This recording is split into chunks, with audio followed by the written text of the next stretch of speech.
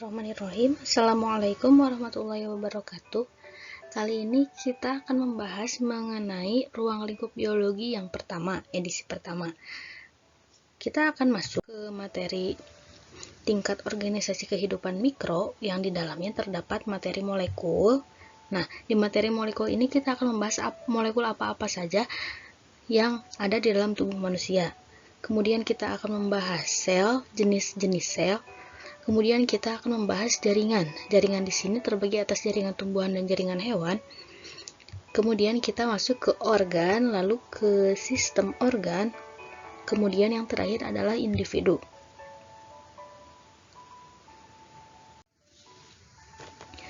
Untuk molekul pertama yang akan kita bahas yaitu karbohidrat. Nah, karbohidrat ini adalah salah satu molekul utama di dalam tubuh makhluk hidup. Mengandung unsur karbon, hidrogen, dan oksigen. Nah, di sini karbohidrat berfungsi sebagai sumber energi utama dalam tubuh manusia. Sebenarnya masih banyak sumber energi tubuh manusia, namun karbohidrat adalah sumber energi utamanya. Jadi karbohidrat itu adalah vokalisnya. Nah, berdasarkan panjang rantainya, karbohidrat terbagi atas monosakarida. Mono berarti satu. Nah, di sini berarti rantai karbonnya hanya satu. Kemudian disakarida, di berarti dua. Berarti rantai karbonnya ada dua. Kemudian ada polisakarida. Poli itu berarti banyak, berarti karbohidrat polisakarida ini terdiri atas rantai karbon yang banyak. Kemudian kita masuk ke lemak. Nah, di sini tertera bahwa lemak merupakan persenyawaan antara asam lemak dan gliserol, berfungsi sebagai sumber energi. Tadi sudah saya katakan bahwa sumber energi manusia itu tidak hanya pada karbohidrat. Jadi ketika kita memakan nasi, makan singkong, ubi, itu memang mengandung karbohidrat dan memang berfungsi sebagai sumber utama energi manusia. Namun ternyata lemak juga dapat dijadikan sumber energi. Namun lemak itu jadi serep gitu. Jadi bukan sumber energi utama. Karena kebiasaan orang Indonesia harus memakan nasi terlebih dahulu. Kalau tidak makan nasi kan pasti leles cenah. Nah, sebenarnya kita bisa tidak memakan karbohidrat karena sumber energi itu ada pada lemak, ada pada protein dan lain sebagainya. Namun karbohidrat adalah sumber utama. Makanya kenapa kita kalau tidak makan nasi itu suka lemes? Karena tidak memakan karbohidrat. Kita tidak menerima asupan sumber energi yang utama. Kembali lagi ke lemak, di sini berfungsi juga sebagai penjaga suhu tubuh. Nah, suhu tubuh yang bagaimana? Ketika kita makan sesuatu yang berlemak, sadar atau tidak, kita merasakan panas. Misalnya yang berlemak, kita makan daging, kita makan bakso, itu jelas berlemak. Ketika sudah selesai memakan makanan tersebut, di dalam tubuh kita terjadi sistem pencernaan. Ketika dicerna, tubuh kita akan merasakan panas, makanya kita berkeringat. Nah, disitulah lemak berfungsi untuk menjaga suhu tubuh kita agar tetap hangat. Kemudian menjaga kelembapan kulit dan rambut. Molekul utama di dalam tubuh manusia yang selanjutnya yaitu protein. Di sini tertulis protein merupakan molekul yang tersusun atas asam amino, berfungsi dalam proses pembentukan organel sel. Maksudnya bagaimana? Jadi, contohnya ketika kita misalnya terluka atau ada seseorang yang mengalami kecelakaan, kemudian bagian tubuhnya tersayat, dagingnya misalnya terpotong atau misalnya ada bagian tubuh yang rusak gitulah. Nah, kita biasanya dianjurkan memakan makanan yang mengandung protein tinggi seperti ikan, telur, kacang-kacangan, kemudian daging. Nah, kenapa kita dianjurkan memakan makanan tersebut? Karena makanan tersebut mengandung protein yang berfungsi dalam proses pembentukan organel sel. Begitu juga dengan sel yang rusak atau sel yang sudah mati, yang sudah tidak berfungsi, akan digantikan oleh sel baru. Nah, sel baru itu dari mana? Sel baru itu terbentuk atas bantuan makanan yang mengandung protein. Jadi ketika tubuh kita mengandung protein.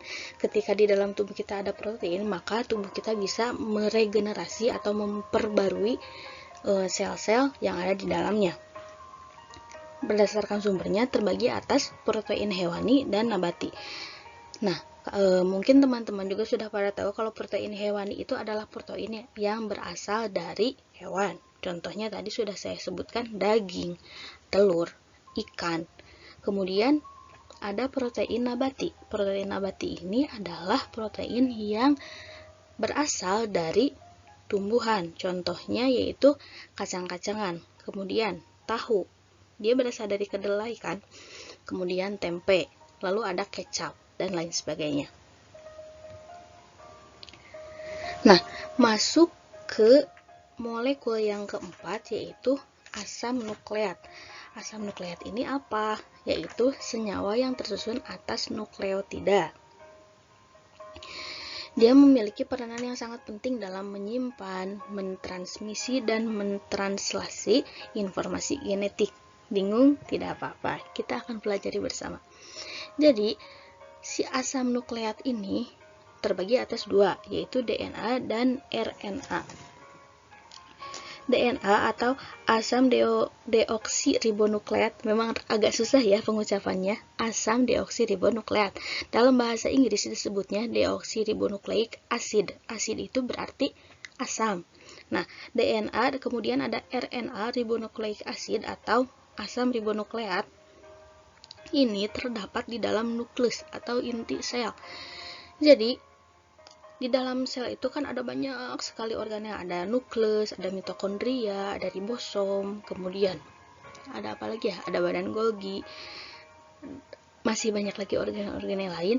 Nah, organel utamanya itu adalah inti sel. Jika manusia memiliki otak sebagai pengatur segala aktivitas manusia, maka sel memiliki inti sel atau nukleus. Di dalam nukleus ada DNA dan RNA. Apa bedanya DNA dan RNA? Jadi kalau DNA itu rantainya mempilin 2 gitu. Kalau RNA itu ada 1. Ya, kalau tidak terbayang tidak apa-apa. Kalian bisa cari, bisa searching menggunakan handphone masing-masing DNA dan RNA, kemudian perbedaannya, bentuknya dan lain sebagainya. Ini berfungsi dalam penurunan genetik atau penurunan sifat dari induk ke anak-anaknya. Ketika DNA melakukan tugasnya, kemudian mengekspresikan ke dalam sifat, maka sifatnya itu akan dimiliki oleh manusia. Misalnya, di dalam DNA terkode ada rambut keriting atau rambut lurus. Ketika diekspresikan, maka seseorang akan memiliki rambut keriting atau memiliki rambut lurus. Sama halnya dengan mata biru, kemudian bermata coklat, lalu ada lagi bertubuh tinggi. Nah, itu diekspresikan sebenarnya oleh DNA, dikode oleh DNA, kemudian diekspresikan, lalu terjadilah kemunculan sifat-sifat tersebut pada makhluk hidup. Bukan hanya pada manusia ya, ada pada tumbuhan, ada pada makhluk-makhluk lain.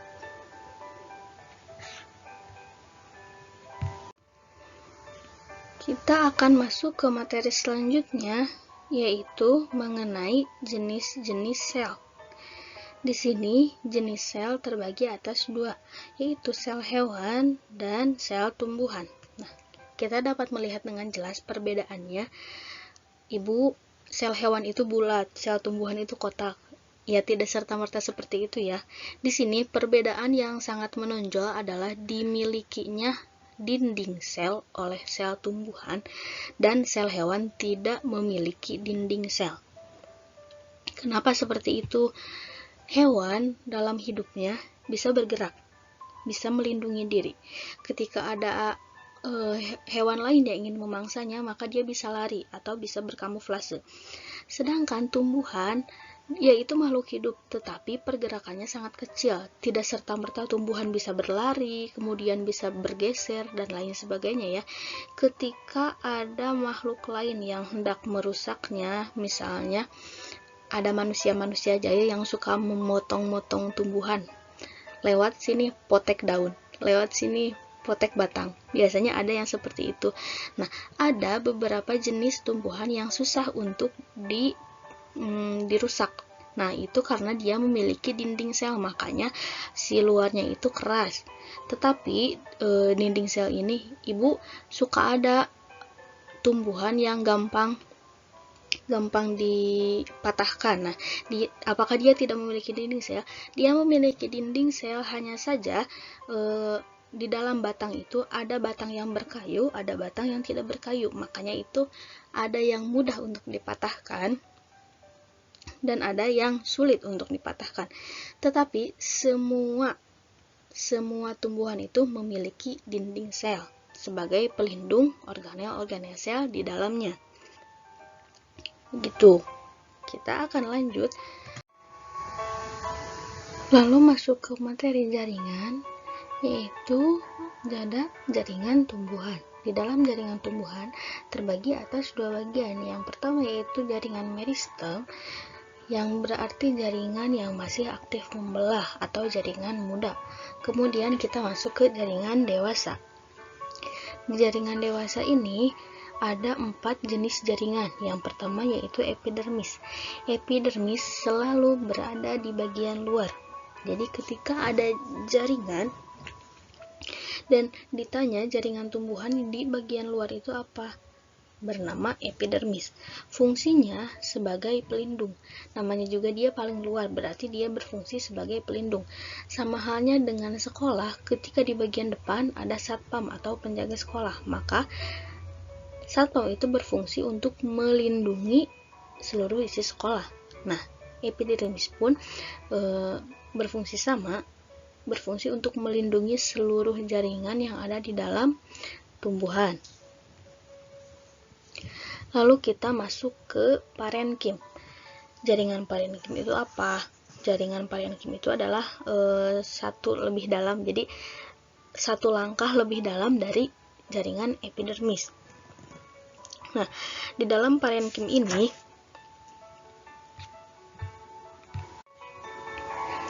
ada jaringan-jaringan hidup.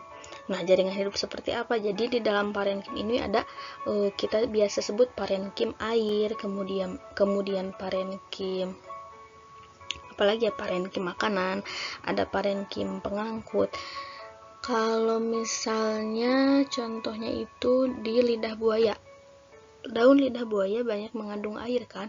Maka di dalamnya itu pasti terdapat jaringan parenkim penimbun air, disebutnya parenkim air. Kemudian untuk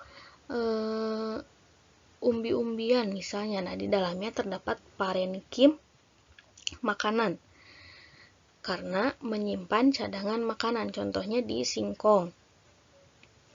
Kemudian ada yang disebut dengan parenkim udara.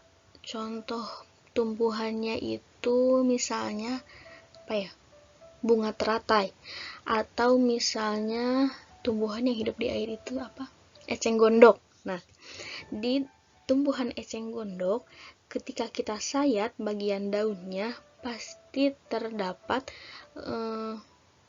parenkim udara, karena dia itu membutuhkan cadangan udara untuk hidup di air, seperti itu. Lanjut ke jaringan selanjutnya, yaitu jaringan pengangkut. Di sini mungkin teman-teman juga sudah familiar dengan kata xilem dan flum. Nah, pengangkut ini adalah xilem dan flum berfungsi dalam pengangkutan hasil fotosintesis untuk disebarkan ke seluruh bagian tumbuhan, dan juga berfungsi dalam mengangkut bahan-bahan untuk melakukan fotosintesis.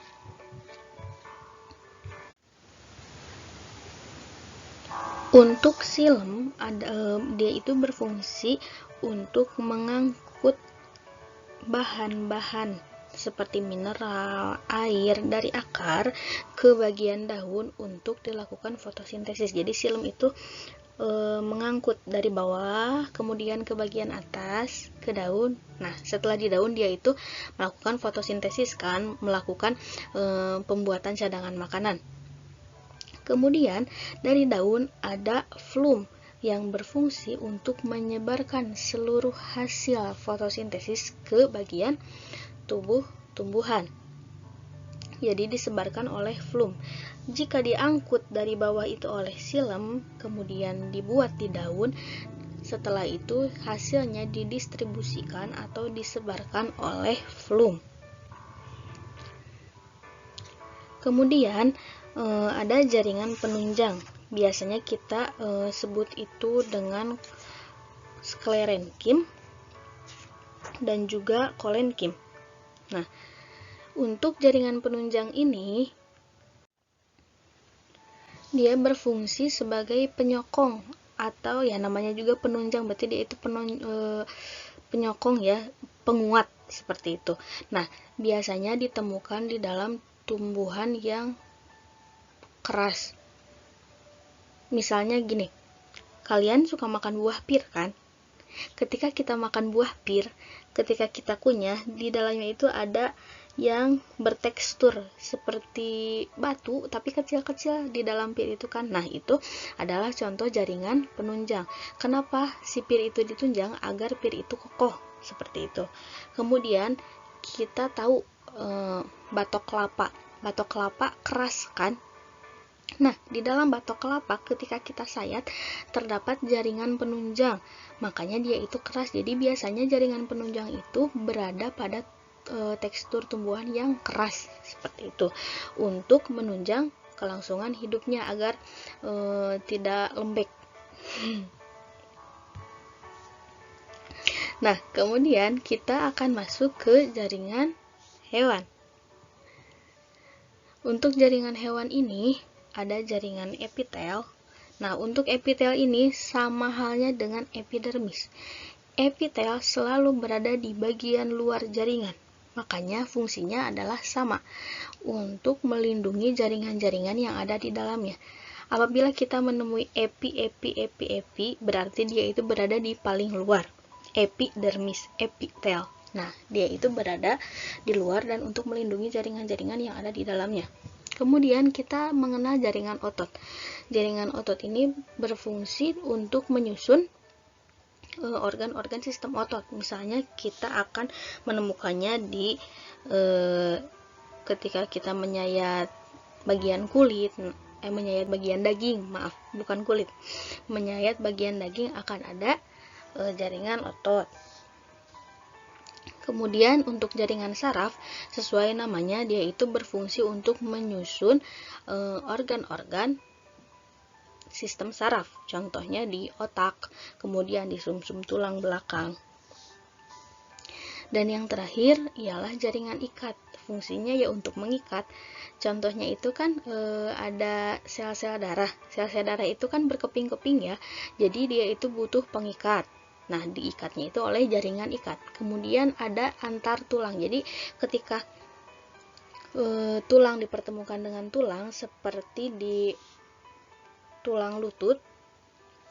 Nah, tulang betis dan tulang paha kan itu ada tulang lutut ya, disatukannya itu oleh jaringan ikat. Jadi fungsinya itu sebagai pengikat sesuai namanya.